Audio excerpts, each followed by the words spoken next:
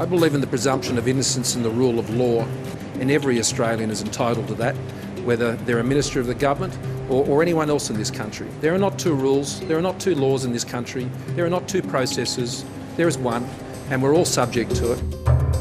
The Prime Minister has been digging in behind his Attorney-General in recent days, claiming he is an innocent man under our law and refusing to heed calls for an independent inquiry into the serious allegation that, as a 17-year-old, Christian Porter raped a 16-year-old girl in 1988, an allegation he vigorously denies.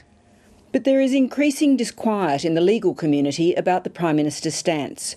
The disquiet has nothing to do with any suggestion of criminal action by Mr Porter, but to the damage being done to the role of Attorney-General, and through it our legal institutions, when such grave allegations are left hanging unresolved over the country's first law officer. When the Prime Minister says there's only one standard, well, that's just not right. There's a whole range of different standards that apply to different Australians working in different jobs. And we lawyers are subject to professional regulation, including where the regulator may look at things that have nothing to do with our practice of law if they reflect on our suitability to practice. In other words, lawyers like Sydney barrister Tom Brennan suggest that rather than Mr Porter being subjected to a different standard to the rest of the community, the government is asserting that the first law officer need not face the scrutiny faced by Australians in a whole range of professions.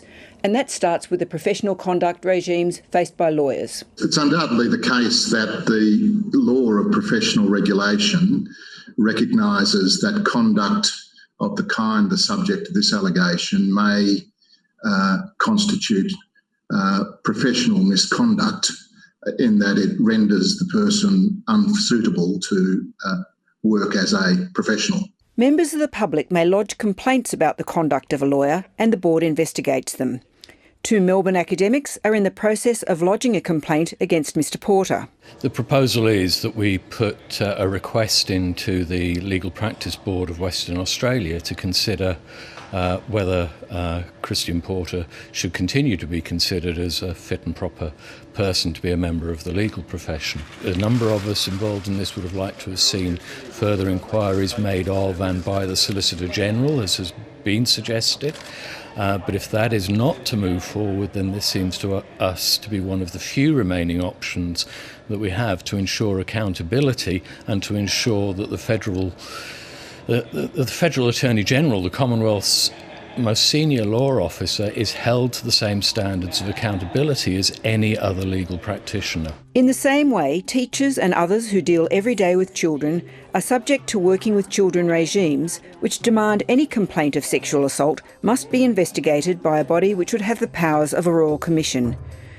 The woman at the centre of the historical rape allegations faced by the Attorney-General was 16 at the time of the alleged assault, meaning she was a child in the eyes of the law. The states and territories have very special regimes for dealing with allegations of child sexual assault. They require that a whole raft of people report any allegation, not only allegations that have been investigated by police, but any allegation of child sexual assault. It makes findings on the balance of probabilities, not to a criminal standard. That's not a regime which applies to Commonwealth ministers, but it's certainly a regime which the rule of law in Australia recognises and enforces. Every teacher, every childcare worker, every priest, every rabbi, every mufti is subject to a regime of mandatory reporting and mandatory investigation of any allegation of child sexual assault. Victorian barrister Jess Moyer says there are also problems in the signals the Prime Minister is sending in his treatment of these allegations. To say that an allegation of abuse or rape is only relevant for the purposes of the police is to deny your own responsibility, the responsibility that all of us have to work on creating a culture that keeps everybody safe. The issue that I take with Scott Morrison's response is that he said very publicly that he declined to read the dossier of materials that was provided to him, and instead he elected to be briefed on the contents of that dossier. And in doing that, he turned away from the substance of the allegation in the alleged victim's own words. Declining to read somebody's words isn't a matter of the rule of law. It doesn't undermine our legal system. It just undermines everybody's sense that if they raise a complaint, that leaders will listen to them and care about what they have to say. The Prime Minister today continued to only address the potential criminality involved in these allegations, not the broader implications of the controversy. No, I wouldn't consider moving to somewhere else. He's a fine Attorney-General and a fine Minister for Industrial Relations, and he is an innocent man under our law. And to suggest that there should be some different treatment applied to him based on what have been allegations that the police have closed the matter on, I think that would be grossly inappropriate to take actions against him on that basis.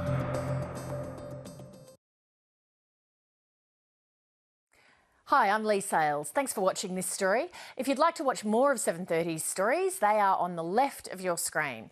And tap on the button below to subscribe and get the latest from ABC News.